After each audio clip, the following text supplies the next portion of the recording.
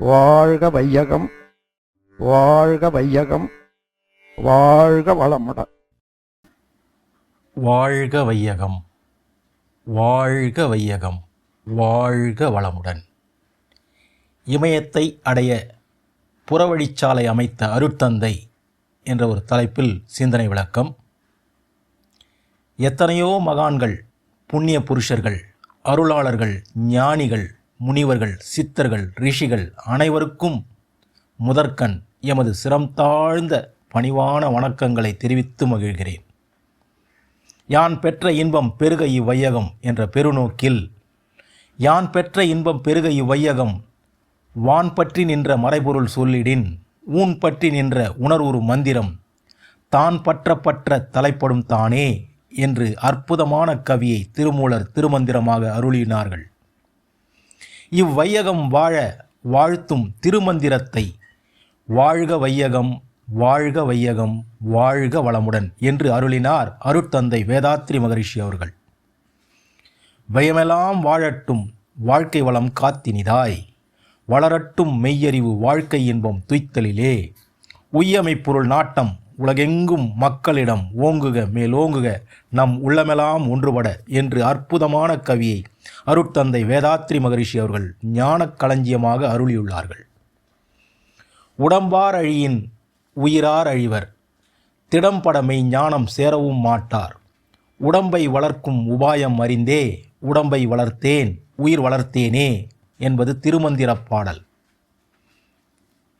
குடல் கெட்டால் உடல் கெடும், உடல் கெட்டால் உயிர் அழியும்.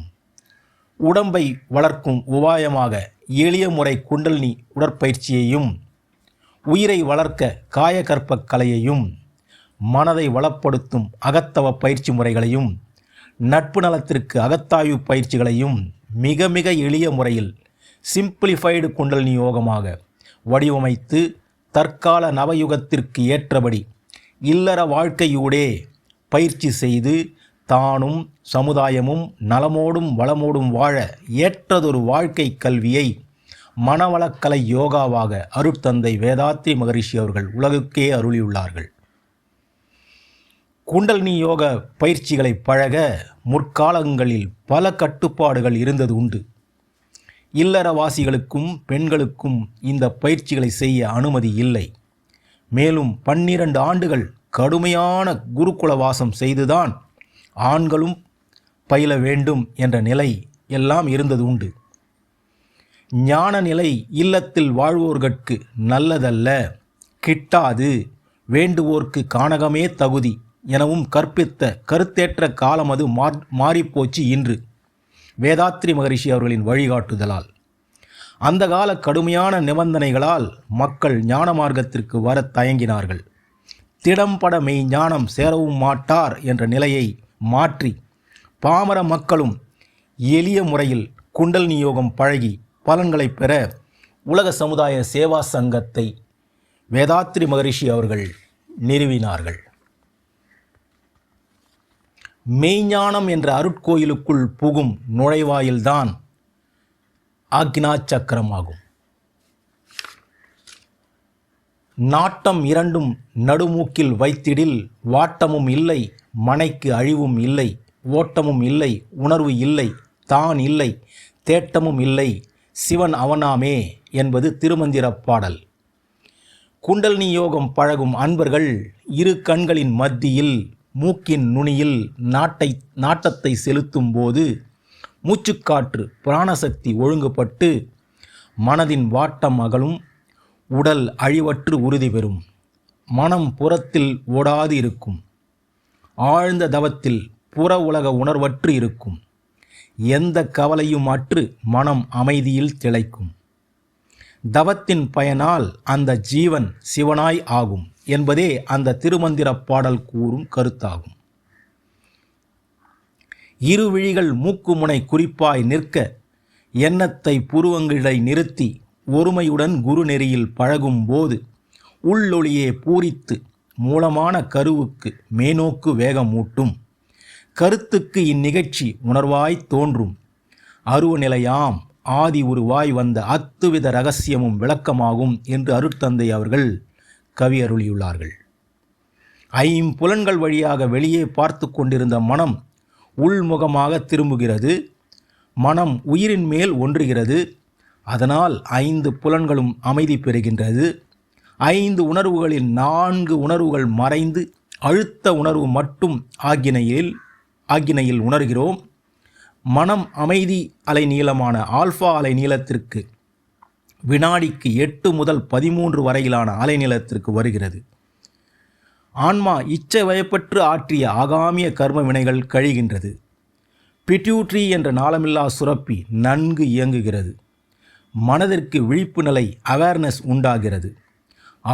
அருகுணங்களான காம, குரோத, லோப, மோக, மத, மாச்சரியம் என்ற பேராசை, சினம், கடும்பற்று, முறையற்ற பால் கவர்ச்சி, உயர்வு தாழ்வு மனப்பான்மை, வஞ்சம் என்ற 6 துர்க்குணங்களும் சீரமைக்க பெற்று 5 பெரும் பழிச்செயல்களான பொய், களவு, சூது, கொலை, கற்பழிப்பு விளையாமல் தடுக்கப்படுகிறது. இதை ஒரு கவியில் ஆசான் அருட்தந்தை அவர்கள் குறிப்பிடுகிறார்கள். அறிவதனை கருவினிலே இணைத்து தவமாற்ற 5 புலன்களும் அமைதி பெறும். அருகுணமும் சீராம். அறிவு தன் விழிப்பு நிலையில் பிழையாத தெளிவில் 5 பெரும் பழிச்செயல்கள் விளைய வழியேது என்று குறிப்பிடுகிறார்கள். ஆக மெய்ஞானம் என்ற அருட்கோயிலுக்குள் புகும் நுழைவாயிலான ஆக்னா சக்கரத்திற்கு ஆதாரங்கள் 6 என்று குறிப்பிடுவார்கள். மூலாதாரம், சுவாதிஷ்டானம், மணிப்பூரகம், அநாகதம், விசுப்தி, ஆக்கினை என்று ஆதாரங்கள் 6. ஆக்கினை என்பது புருவ மத்தியை குறிக்கும். நடுநெற்றி ஸ்தானம் என்பதும் அதுவேதான்.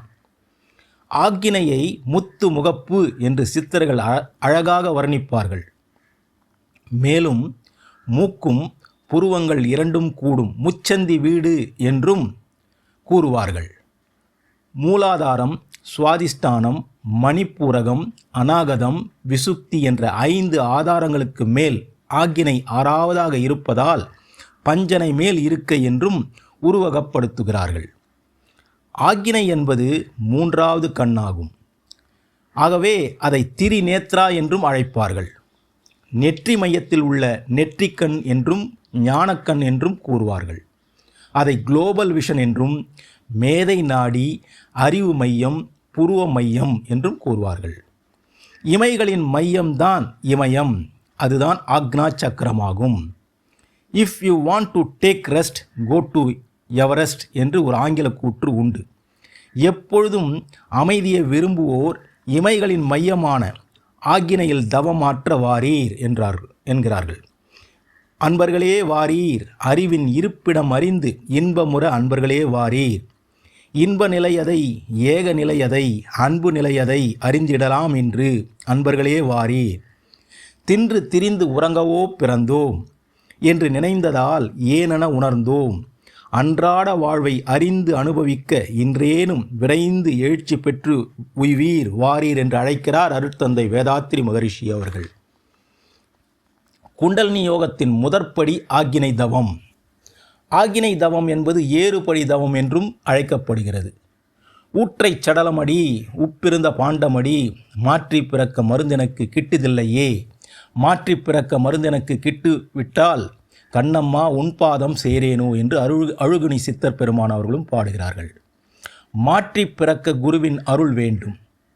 தாய் தந்தை மூலம் நமது உடலுக்கு ஒரு பிறவி, பாலுக்கு உரை குத்துவதைப் போல குருவின் உயிர்கலப்பு சிறிது சேரும்போது அறிவுக்கு ஒரு பிறவி, மறுபிறவி உண்டாகிறது. மூளையில் உற்பத்தியாகும் வித்து சக்தி பூமியின் சுழற்சியினால், புவியீர்ப்பு விசையால் உடலின் நடுமையமான மூலாதாரத்தில் வந்து தங்கியிருக்கும் போது கண்டதே காட்சி, கொண்டதே கோலம் என்ற நிலைதான் உயிருக்கு. அந்த அவல நிலையை அகற்றி அறிவின் மையமான ஆக்கினை சக்கரத்திற்கு மூலாதாரத்தில் உறங்கிக் கொண்டிருக்கும் குண்டலினி சக்தியை எழுப்பி சேர்ப்பதற்கு மூச்சை அடக்கி பிரம்மச்சரியம் காத்து ஒவ்வொரு ஆதாரமாக மூலாதாரம், சுவாதிஷ்டானம், மணிப்பூரகம், அநாகதம், விசுப்தி, ஆக்கினைக்கு கொண்டு சேர்க்க பல ஆண்டுகள் கடுமையான பயிற்சி செய்துதான் அடைய வேண்டிய நிலை இருந்ததை மாற்றி மிக மிக எளிமையான முறையில் புறவழிச்சாலையை பைபாஸ் மெத்தட் ஆக அருட்தந்தை வேதாத்ரி மகரிஷி அவர்கள் சிம்பிளிஃபைடு குண்டலினி யோகமாக அமைத்து தந்துள்ளார்கள். மூலாதாரத்தில் உறங்கிக் கொண்டிருக்கும் குண்டலினி மகாசக்தியை தட்டி உசுப்பி எழுப்பி தனது தவசக்தியை கொண்டு முதுகுத்தண்டு வழியாக தூக்கி நடத்தி வந்து நெற்றியில் இரு புருவ மத்தியில் கொண்டு வந்து வைக்கிறார். எப்படி இரும்பு துண்டை காந்தம் மூலமாக இழுத்து மேலே ஏற்ற முடியுமோ அதே போல தனது தவ ஆற்றலால் சீடனின் குண்டலினி சக்தியை மிக எளிய முறையில் புறவழிச்சாலை என்ற பைபாஸ் மெத்தட் மூலமாக இமைகளின் மையமான ஆக்கினை மையத்திற்கு கொண்டு சேர்க்கும் வழியை கண்டுபிடித்து மனித குல மேன்மைக்கும் மனித குலம் மன அமைதியில் வாழும் வழிமுறையை அருட்தந்தை வேதாத்ரி மகரிஷி அவர்கள் அமைத்து தந்துவிட்டார்கள். அதை முறையாக கற்று பழகி பயன்பெறுபவர்கள் அனைவருமே பாக்கியசாலிகள்தான். அருள் நாட்டம் உடையோர்களே, உங்கள் அருகில் உள்ள அறிவு திருக்கோயில், மனவளக்கலை மன்றம், தவ மையங்களுக்கு சென்று கற்று பழகி அந்த பாக்கியம் நற்பேறு பெறுவீர்கள் என்று வாழ்த்தி நிறைவு செய்கிறேன். வாழ்க வளமுடன், வாழ்க வளமுடன், வாழ்க வளமுடன். குருவே துணை. வாழ்க வளமுடன். ஸ்கை வேதாத்திரியம் அமுதம் சேனலுக்கு இதுவரைக்கும் சப்ஸ்கிரைப் பண்ணின அனைத்து அன்பர்களுக்கும் மிக்க நன்றி.